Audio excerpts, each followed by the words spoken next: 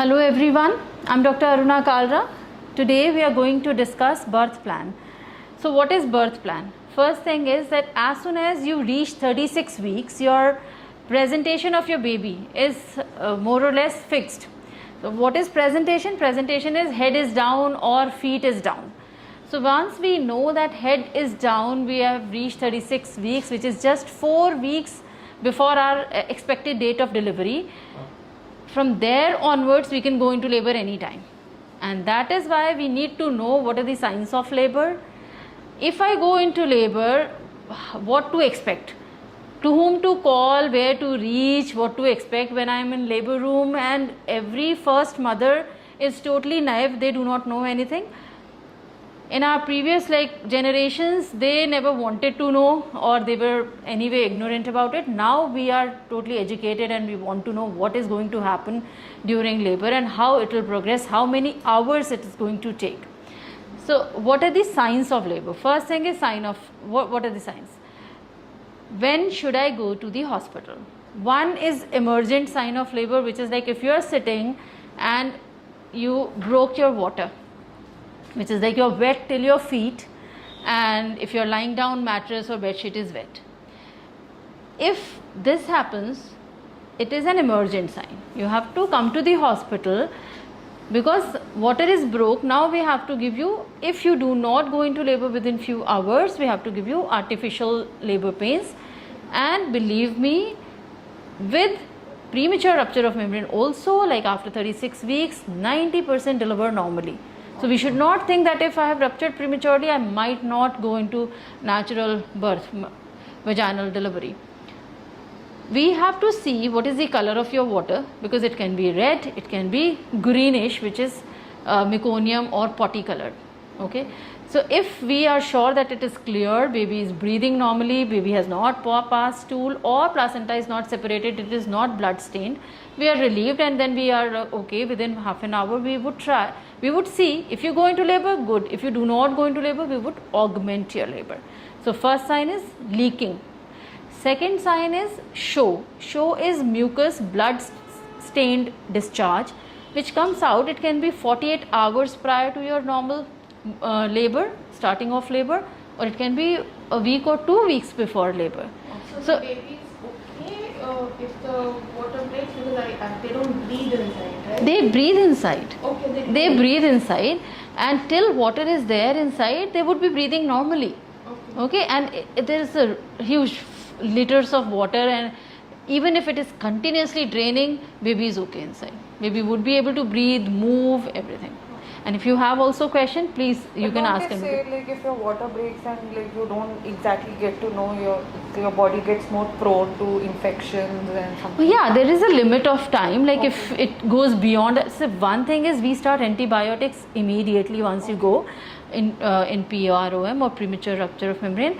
And then for baby also, we know that if leakings last for more than 12 hours, baby might also get infection. So antibiotics cover is already given, one, and we try to hasten the process of delivery labor by giving artificial labor pains. We just wait for 30 minutes or an hour. If you are going naturally, good. Otherwise we would augment to mimic it as normal as possible. Okay. So second would be mucus stained, blood stained mucus discharge, which was plugging your mouth of the uterus, and it came out, and it means that okay, it is going to open, and that is why mouth of the uterus is now opened and plug is released. Okay, so if this has happened, we would definitely come to the hospital, because we want to know how much dilated we are, whether we should be anticipating within few hours or few days. But you should not panic. Okay, because it might take 2 weeks. As I said, it can be that early, like your mucus discharge has started but you are not going into labor. It can still be 2 weeks. From the mucus discharge it can take 2 weeks. What's the color of this? It is like mucoid, normal mucoid, like our nasal mucosa, mucoid discharge, but it would be blood stained. Okay, and it can happen twice or thrice, spotting jaisa blood, that's it. So this, yes, we can wait. But and third thing is, I started pains. How would you feel that these are contractions or false labour pains, क्योंकि pain तो आता ही रहता है, tight हुआ पेट और आपको लगा pain है. They should be a rhythm to it.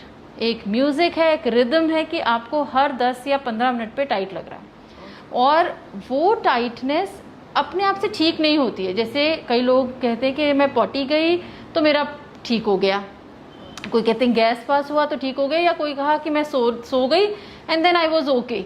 So those pains are false labor pains. True labor pains, if it has started, it would not let you sleep or do anything. So I'm not telling that it's painful. It is absolutely not painful. It is less than menstrual cramps, but it is rhythmic. Like you will feel tight again and again. थोड़ी देर back में हो रहा है. It would last only for 5 or 10 seconds. Yeah, it happens like for me. It happens at night. So it is not labor because you never went into labor. अगर वो start होती तो आप सोते नहीं ना. But it happens like every night. That is Braxton Hicks contractions. So a little tightness of your uterus which relieves by itself is Braxton Hicks. How तो long should we actually wait to feel? You mentioned the rhythm. हाँ. So how long should I wait to feel? Yes, there is a rhythm, and this looks like labor. Labour pain. तो अगर मैं कहूँ कि एक active labour में आपको 10 minute में 3 कंट्रैक्शंस आएंगे, ठीक है, और हर कंट्रैक्शन 30 से 40 सेकेंड रहेगा, तो वो तो एक्टिव लेबर हो गई, जो कि 3 सेंटीमीटर डायलेटेड होने के बाद होती है, जब आपका mouth of uterus is open 3 centimetre. 10 minute में 3 कंट्रैक्शन का मतलब है after every 3 minutes you are getting, okay. But if you are getting after every 15 minutes, 20 minutes, है ना, और 5 मिनट्स, तब भी आपके पास बहुत टाइम होता है active stage. Active stage in itself, if I give you a mathematical calculation, should last from 7 to 10 hours in first time mothers. Okay. तो अगर हमें उतने अच्छे पेन आ रहे हैं कि हर 10 मिनट में 3 आ रहे हैं, हर पेन 30 सेकंड के लिए रह रहा है, उसके बाद भी आपको 7 घंटे लगने वाले हैं डिलीवरी में, ठीक है, तो आप उससे कहीं पहले अस्पताल आ जाते हैं. जब आपको 15-15 मिनट पे होते हैं, 4-5 घंटे आप देखते हैं और आपको लगता है कि ये तो पेन है, चलो, है ना, वो उतना देर कोई वेट आजकल मैंने देखा नहीं करते हुए, ठीक है. तो ये अगर होता है तो आपने घर पर देखा, 4-5 hours you observe, like after every 10 minutes is coming, after every 15 minutes और 5 minutes, okay, come to the hospital. Again we are not sure whether these are false और true. So we might give you enema कि आप potty ठीक से कर ले, पेट खाली हो जाए. अगर अभी भी हैं तो ट्रू लेबर पेन है, और अगर पॉटी करने के बाद ठीक हो गए तो इसका मतलब फॉल्स लेबर पेन थी. तो again we will send you, because I am explaining this at around 36 weeks, and we do not want anybody to deliver at 36 weeks. We want at least cross 38 weeks, reach 40 weeks. So every possible thing we see, that whether you are in labor or not, whether we can send you home, or if you are in active labor, we should be keeping you.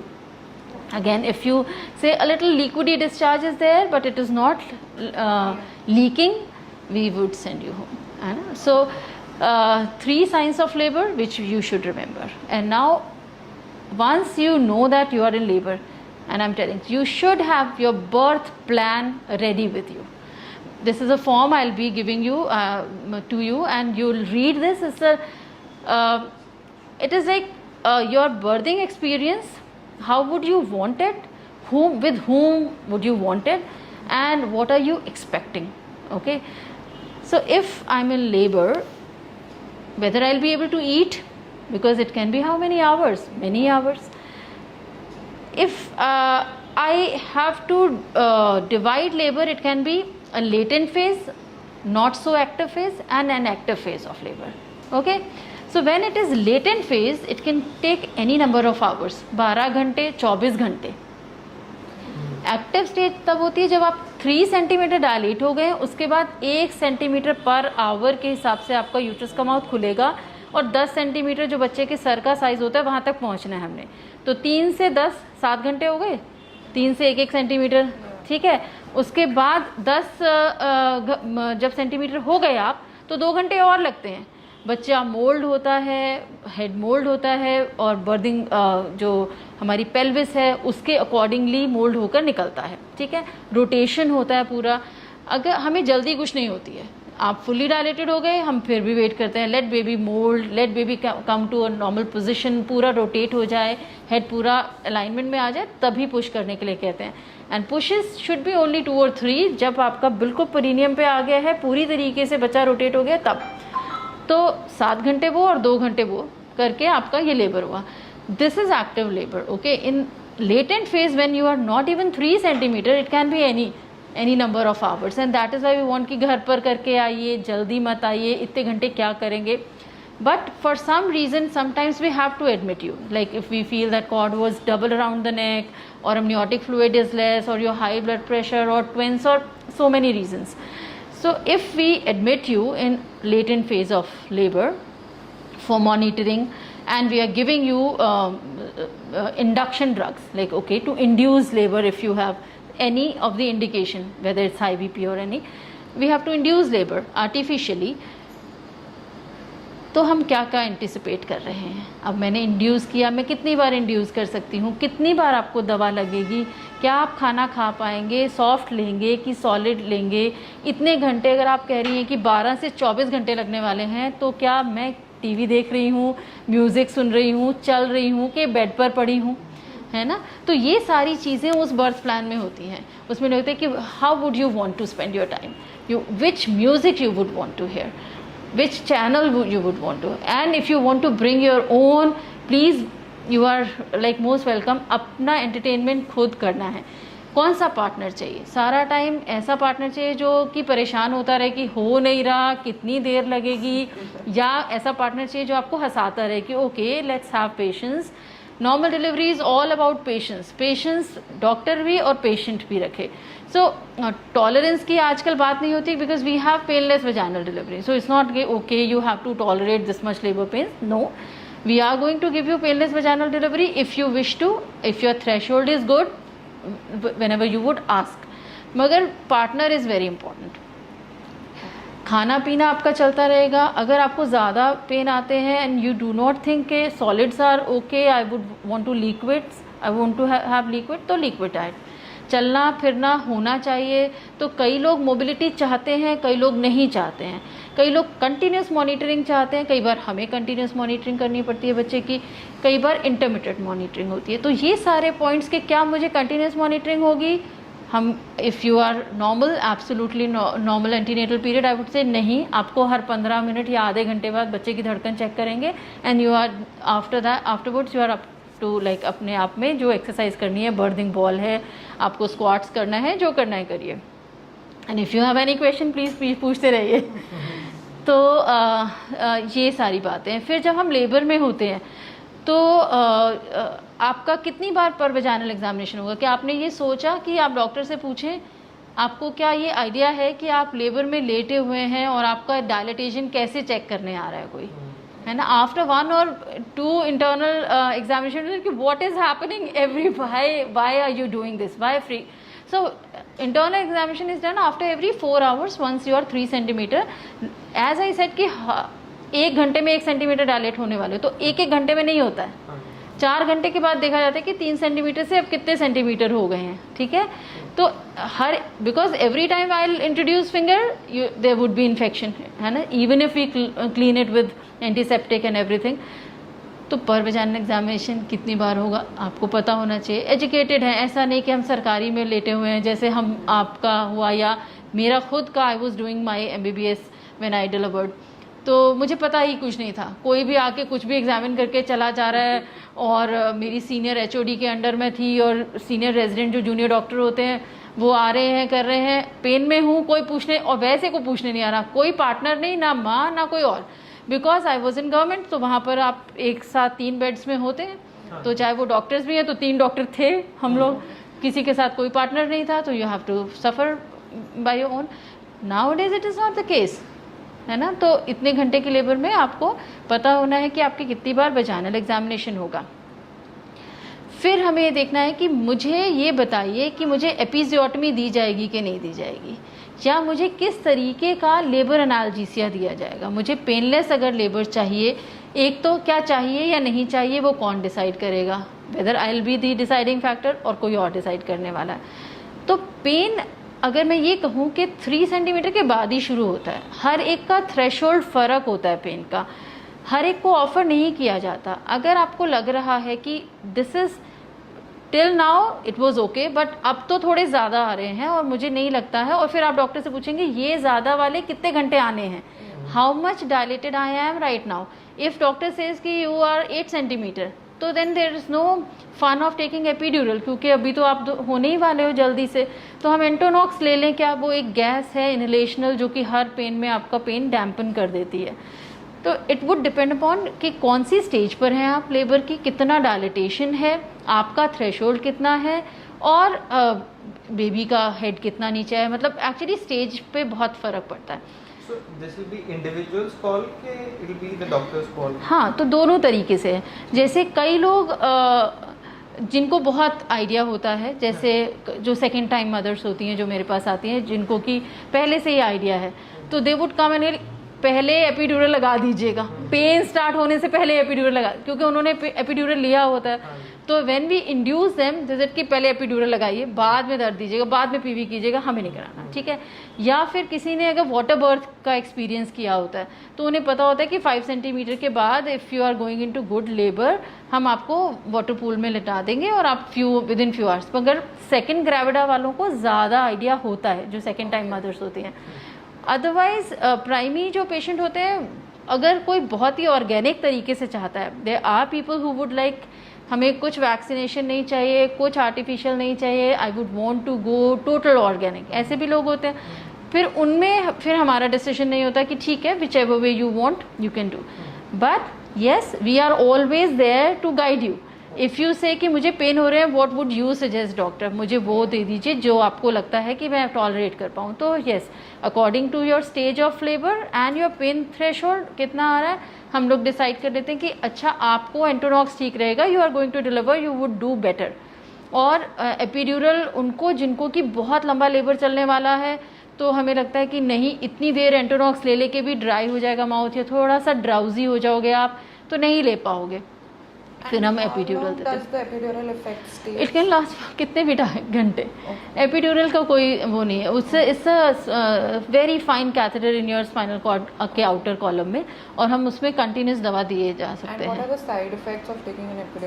Okay, so if I से, अच्छा मैं इस question को दूसरी तरीके से अगर कहूँ कि epidural analgesia is given as anaesthesia also for many or all the surgeries, okay, and surgeries when I say वो हर एक के लिए होती है। मेल्स के लिए हर्निया हो गया, या हमारा और भी किसी पेट का ट्यूमर है, या बोन है, फीमर फ्रैक्चर है, कोई भी सर्जरी जो मेरी बिलो ये नेवल हो रही है, उसमें हर सर्जरी में एपिड्यूरल ही लगता है। तो why do we pregnant females would be having any side effect if 10s and 15 cases every day when we are doing an OT are all under epidural analgesia? ठीक है, इट इज़ एब्सोल्युटली सेफ। जो myth है, जो आपके दिमाग में शायद आए, या आप लोगों को और कोई कहे कि मुझे बैक एक रहा पूरी जब से वो नीडल लगी है, that's a very fine needle, hair के जितनी पतली होती है, बैक एक हो ही नहीं सकता उससे, क्योंकि वो एक तो फाइन बहुत है, तो किसी मसल के थ्रू भी जाती है, तो इंजेक्शन का भी पेन नहीं होता, तो उसका तो क्या ही पेन होगा, उसका अगर हम उसको इंजेक्ट करते हैं तो उसका इंजेक्शन का पेन नहीं लगता है आपको। सो बैक एक उसकी वजह से कभी नहीं हो सकता है, ठीक है। लेकिन ये ज़रूर है कि कई बार स्पाइनल हेडेक होता है अगले दिन, तो वो सिर्फ इसलिए होता है कि जब वो उसमें गया तो थोड़ा CSF लीक हुआ, तो उसकी वजह से स्पाइनल हेडेक, जो कि बहुत ज़्यादा पानी और पानी जैसी चीज़ें पीने से ठीक हो जाता है, किसी को 12 घंटे में, किसी को 24 घंटे में। मगर वो भी स्पाइनल जो अगर आपने सिजेरियन कराया और आपको स्पाइनल एनेस्थीसिया दिया गया, तो उसका भी वही साइड इफेक्ट है। तो बैक एक इफ़ यू से every female would be having, और बैक एक का इससे लेना देना कुछ नहीं है, वो हमारा पोस्चर गलत होता है। हम फीड कराते हैं बच्चे को आगे झुक झुक के, और सारे काम आगे झुक झुक के, we never take care of our right posture after delivery, तो उस वजह से होता है, नॉट बिकॉज ऑफ एपिड्यूरल। तो एक तो ये हो गया कि मुझे लेबर पेनलेस अगर चाहिए तो what methods are there, so Entonox inhalational gas, water birth if you are good dilated and are good spontaneous labour, और third is epidural analgesia and fourth is vocal analgesia. Husband से बात करते रहो, doctor आपके साथ है, गप्पे मारते रहो और ज़रूरत नहीं पड़ेगी। तो ये है। फिर एक और चीज़ है कि भाई मुझे एपिजियोटमी दी जाएगी कि नहीं, मुझे नहीं चाहिए है कट और उसमें दर्द होगा जो नीचे एपिजियोटमी दी जाएगी। तो उसका भी यही होता है कि एपिजियोटमी देना भी एक आर्ट है। देना कितना देना है, क्योंकि अगर आपका बच्चे का सर सही मोल्ड होके और सही डायरेक्शन से आ रहा है without any instrument like vacuum और फोर्सेप्स, जो कि कई बार हमें आउटलेट पर लगानी पड़ती है बट वेरी वेरी रेयरली, अगर पूरा इसको कहते हैं क्राउनिंग में हमें बच्चे का सर दिखाई दे रहा होता है और वो रिसीड नहीं करता बार बार, it is seen and once it is seen and it is in alignment, you would push and it will smoothly come out, okay? But we always say कि don't push hard, take breath in between, because if you फट से push तो फट जाएगा perineum। तो हम लोग बार बार कहते हैं कि guarded push, take breath, हो गया, अब रिलैक्स कर लो, अब फिर दोबारा से करो, अब relax, let baby let it take its own position आराम से, और फिर नहीं लगता है, और होता है तो एक छोटा सा कट होता है और we just give 2 stitches। Sometimes if we have to give more stitches also, we give very neat cut and we are able to stitch it nicely। So उसके लिए post delivery आप sitz bath लेते हैं, जो कि commode पर ही sitz bath tub लग जाता है, and if you are taking rightly thrice a day, that those stitches are anyway dissolvable, तो वो उसमें कुछ खास नहीं होता है। तो एपिजियोटमी एक हो गया। उसके बाद होता है कि क्या, और जो कि बहुत तीनों चीज़ें इंपॉर्टेंट हैं। एक है डिलेड कॉर्ड क्लैंपिंग, दूसरी है स्किन टू स्किन, और तीसरी है breast feeding immediately, like baby friendly hospital initiative BFHI, जिसमें कि हमें within half an hour और within an hour if it is caesarean breast feeding start कर देनी चाहिए। तो जो डिलेड कॉर्ड क्लैंपिंग है उसमें हम लोग जैसे ही बेबी आता है, हम आपके ही टमी पर without even cutting the cord, we would just put the baby on your tummy and ask you to hold the baby, ठीक है? तो उससे स्किन टू स्किन हो गया उतनी देर के लिए, तो ब्रेन को स्टिमुलेशन मिल गया कि बेबी हैज़ कम और अब मिल्क लेट डाउन शुरू कर दीजिए, तो ब्रेन मिल्क लेट डाउन शुरू कर देता है। पहले 3 दिन बहुत कम होता है, क्लोस्ट्रम होता है, but that is called milk let down, and once it has started after 3rd day अच्छा वाला जो दूध है, good quality and good amount, वो भी स्टार्ट होता है। Colostrum is very important for first 3 days, minimum जितना भी आ रहा है 2, 4, 5 ml बच्चे के लिए काफ़ी होता है। So this initiation starts once you have skin to skin contact immediately with your baby. जब तक आपका बच्चा आपके इससे स्किन टू स्किन कर रहा है, हम कॉर्ड की पल्सेशंस फील करते रहते हैं। जब कॉर्ड की पल्सेशंस ख़त्म हो जाती है तब हम करते हैं, इसको डिलेड कॉर्ड क्लैंपिंग कहते हैं। इसमें जितना भी एक्स्ट्रा ब्लड होता है प्लासेंटा में वो बच्चे में आ जाता है, तो बच्चे को एनीमिया नहीं होता है। बहुत कम केसेस में वो नहीं किया जा सकता, जब RH इनकम्पैटिबिलिटी होती है या और कोई केसेस होते हैं जिसमें कि बच्चे को हार्ट को ओवरलोड ना हो जाए, तब हम नहीं करते हैं। अदरवाइज हर एक केस में डिलेड कॉर्ड क्लैंपिंग की जाती है, ठीक? वेदर नेचुरल और सिजेरियन। हाँ, वेदर नेचुरल और सिजेरियन। तो जब डिलेड कॉर्ड क्लैंपिंग कर दी, क्लैंपिंग करके फिर बच्चे को रैप करके पीडियाट्रिशियन को देते हैं, वो क्लीन करते हैं, वे करते हैं, इनिशियल इंजेक्शंस लगाते हैं, and again they would, and in the mean time if there is episiotomy we would stitch placenta, we would remove everything we would do.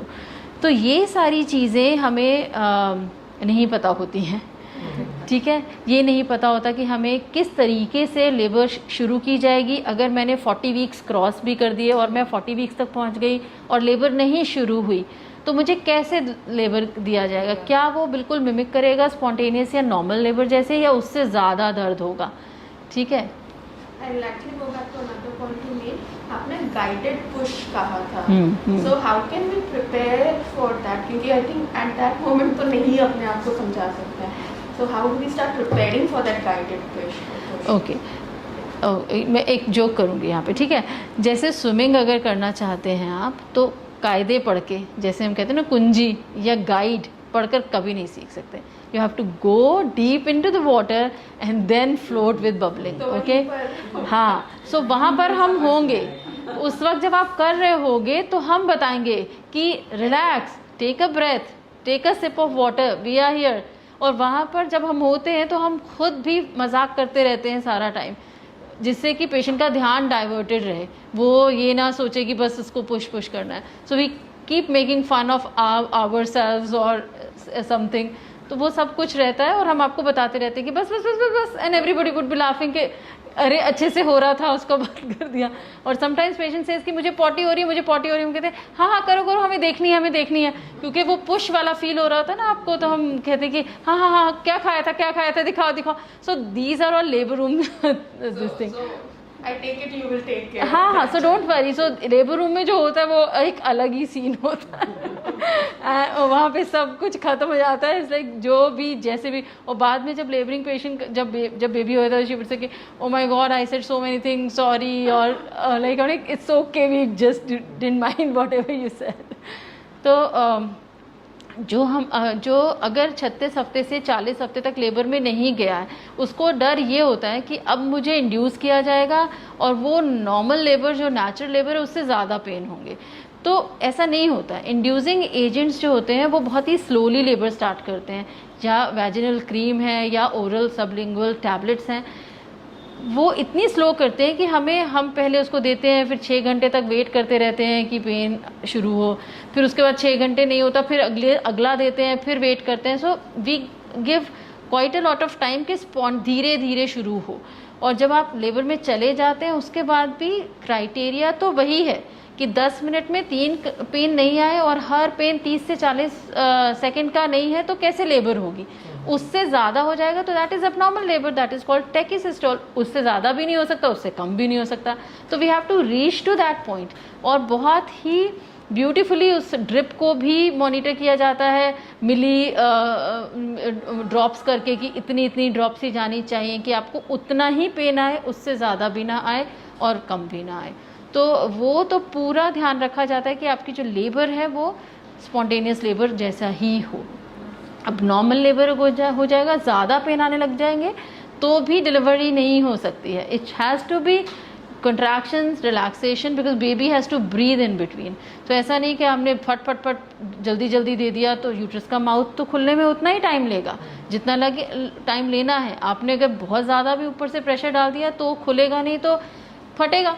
तो ये नहीं किया जा सकता, ठीक है।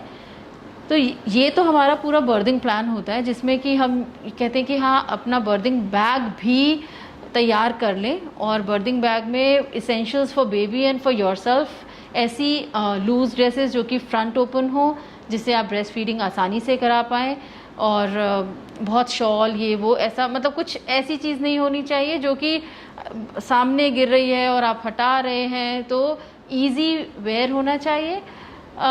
बच्चे के भी बहुत ही सॉफ्ट कपड़े होने चाहिए और उसको बहुत अच्छे से रैप करके, जैसे हम लोग बिल्कुल उसको बंडल बना के रखते हैं वैसा करके, एक रेक्टेंगुलर मलमल के कपड़े की, या सर्दियां हैं तो फ्लीस के कपड़े की कंफर्टेबल बच्चे को रैप करना ज़रूरी है। If baby is like this everywhere तो फीड नहीं कर पाएगा। So baby has to be wrapped nicely and तब ठीक है। तो ये सारे हमने बैग में रख लिए। और जो सबसे इम्पॉर्टेंट चीज़ बैग में रख ली वो पंजीरी है तो क्योंकि हमें इमीडिएटली भूख लगेगी, है ना, और वहाँ पे खाना मिलेगा मगर वो उतना मज़ा नहीं आता है जितना कि पंजीरी में आता है। और पंजीरी इसलिए भी ज़रूरी है क्योंकि उसमें वो सब चीज़ें होती हैं जो कि गुड क्वालिटी ऑफ मिल्क के लिए चाहिए। और there are few things which are said to be in Ayurveda as galactogogues या मिल्क बढ़ाने के लिए। Though in science we know that only suckling can increase breast milk, quality of milk can be improved with food, but yes, some things are said and we have seen कि Ayurveda is here to stay। Ayurveda बहुत important है। तो उसमें जो हमारे बहुत सारे और मसाले होते हैं, स्पाइसेस, वो गैलेक्टोगॉग या मिल्क बढ़ाने का काम करते हैं। तो जो पंजीरी की रेसिपी है उसमें जो पहले ज़माने में लोग होते थे वो बहुत सारा घी डालते थे और उनको लगता था कि घी हड्डियों के लिए ज़रूरी है, नहीं तो हड्डियाँ कमज़ोर हो जाएंगी। तो उन्हें बिल्कुल सही लगता था कि घी ज़रूरी है। आज की डेट में हम क्यों नहीं देते? क्योंकि घी जितना काम कोई ना पहले करता था ना अब करता है। ना तो डिलीवरी से पहले आपने किया, ना डिलीवरी के बाद आप करने वाले हैं। तो हमारा जितना वेट 15 किलो या 20 किलो हमने प्रेगनेंसी में बढ़ा लिया, उससे ज़्यादा हम पोस्ट डिलीवरी जो है बढ़ा लेते हैं। तो कैल्शियम हमें चाहिए था क्योंकि उसमें घी हमें चाहिए था क्योंकि उसमें कैल्शियम है, क्योंकि उसमें जो A, D, E के विटामिन्स होते हैं। ऑयल सारे ड्राई फ्रूट्स को रोस्ट किया और रोस्ट करके पीस के उसमें डाल दिया, और उसमें हमने कमरकस, गोंद, जीरा, अजवाइन, धनिया, मेथी दाना, मखाना, ये सारी चीज़ें अगेन रोस्ट करके डाल दी। तो इसमें जो आपका जीरा है वो हर एक चीज़ में अगर छौंकेंगे तो जीरे से बहुत दूध बनता है। हमें जो अजवाइन है वो पेट को साफ़ करती है। हम कहते हैं कि गंदा खून भी निकल जाता है, तो अजवाइन है, धनिया है, मेथी दाना है विच इज़ अ गैलेक्टोगॉग, ऐसे ही सूखी अदरक है जिसको सुंड कहते हैं। ये सारी चीज़ें हम रोस्ट करके उसमें डाल देते हैं। सो वो फ्लेवर तो ड्राई फ्रूट्स का आ जाता है which is poly unsaturated fatty acid which is a good cholesterol for our brain development, for our myelin sheath. Brain के हर एक नर्व सेल के ऊपर माइलिन शीथ होती है, and we need ghee, we need a good ghee with polyunsaturated fatty acid which would come through dry fruits.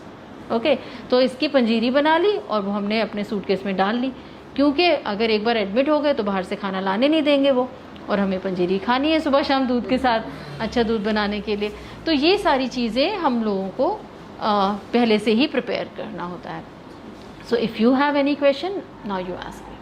So regarding the ghee, is it okay to have buffalo ghee or cow ghee? Is there नहीं, see as I said कि अब आप कोई भी घी खाओगे तो अगर आपने खुद का बना के खाया तो उसमें वो कुछ ऐसे तो है नहीं, क्योंकि फोर्टिफाइड तो सरकार ने किया था। हाँ। तो उसमें सिर्फ आपको कैल्शियम मिलेगा हाँ जी, हाँ जी, ठीक है। और कोलेस्ट्रॉल मिलेगा। Okay. तो घी खाएं या ना खाएं उससे बहुत फ़र्क नहीं पड़ता। हाँ, इफ़ यू लाइक इट छौंक लगा लीजिए उसमें। Essential, हाँ जी। वीट में भी कुछ प्रेफरेंस है कि आटा, क्योंकि ये राइस ईटर है basically। सारे ये साउथ नहीं इंडियन खाना चाहती है बिल्कुल भी। सारे साउथ इंडियन और सारे बंगाली राइस खाते हैं, ठीक है, मगर हाँ वो चलेगा क्योंकि वो ठंडे होते हैं और ये सही होते हैं, ऐसा नहीं है। मगर जो लोग राइस खाते हैं क्योंकि वो पॉलिश राइस और ऐसे खाते हैं तो वो उसमें फाइबर नहीं होता है, तो हमें कॉन्स्टिपेशन होने का डर होता है, जो कि वीट से नहीं होता है।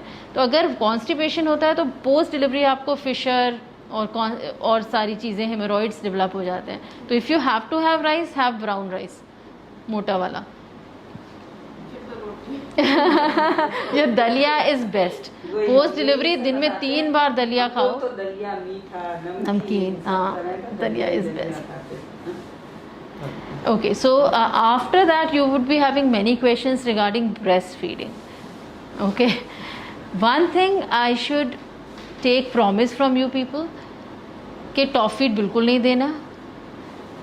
कोई डिब्बा नहीं दिखना चाहिए मुझे पोस्ट डिलीवरी आपके कमरों में, डब्बा वाला जो दूध है, कोलोस्ट्रम। और ये इसलिए भी अभी बता रही हूँ क्योंकि पोस्ट डिलीवरी भी यही क्वेश्चंस होंगे कि मैम मिल्क बहुत कम आ रहा है, 5 ml ही आ रहा है, पहले दिन कोलोस्ट्रम पहले दूसरे तीसरे दिन कम ही आता है।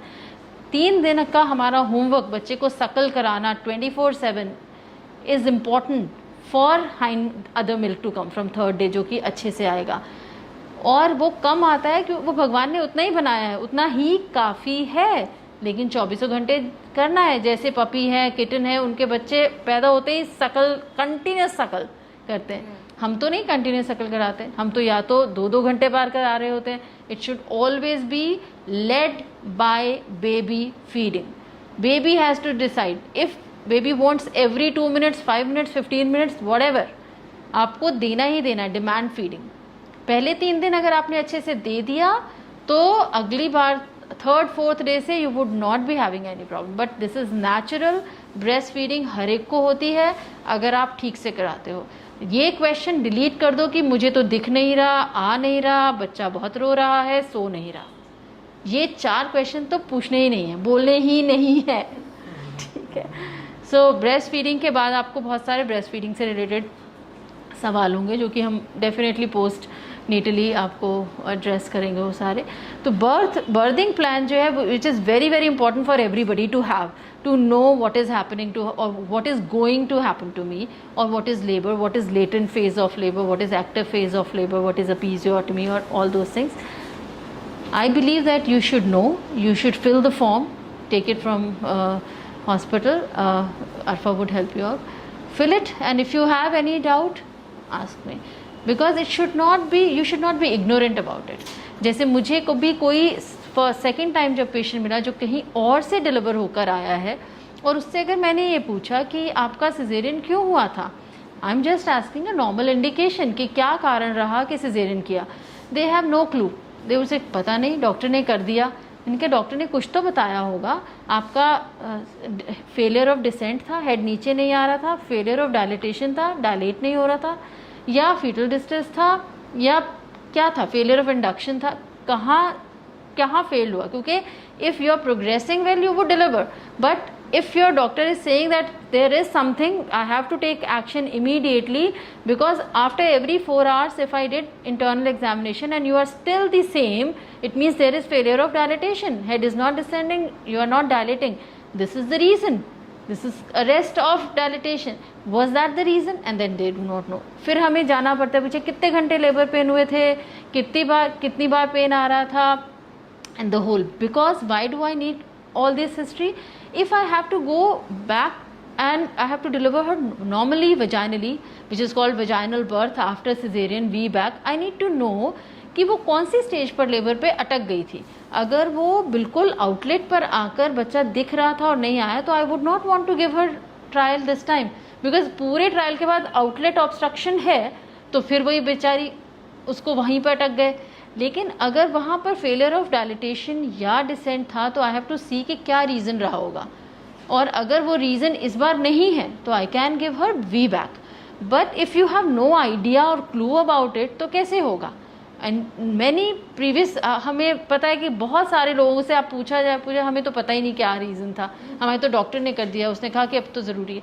तो वो सब कुछ हमें पता हो. We should not be ignorant about. If we have to go for VBAC और otherwise also you should know the reason why doctor had to take an action in the middle of labor, what went wrong, and we should be in, like we are working as team, we should be in sync with that. So thank you very much. And if you have any question, anyway we would be meeting in our visits, so we would ask that. Okay, thank you.